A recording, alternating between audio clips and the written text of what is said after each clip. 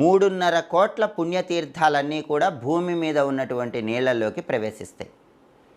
అలాగే కైలాసంలో ఉన్న గంగ భూమి మీద ఉన్నటువంటి జలాలన్నింటిలో ఉంటుంది. అందుకే కార్తీక మాసంలో కార్తీక స్నానం చేస్తే గంగా స్నాన ఫలితం కలుగుతుంది. అసలు కార్తీక స్నానం అంటే ఏంటి? సూర్యోదయానికి కనీసం అరగంట ముందు చేసే స్నానాన్ని కార్తీక స్నానం అంటారు. సూర్యోదయం తర్వాత చేసే స్నానం కార్తీక స్నానం అవ్వదు. అలాగే కార్తీక మాసంలో చన్నీళ్లతో కానీ లేదా అనారోగ్య సమస్యలు ఉన్నవాళ్ళు గోరువెచ్చని నీళ్లతో కానీ సూర్యోదయానికి అరగంట ముందే స్నానం చేస్తే కార్తీక స్నాన ఫలితం కలుగుతుంది. గంగా స్నానం చేసిన ఫలితం కలుగుతుంది.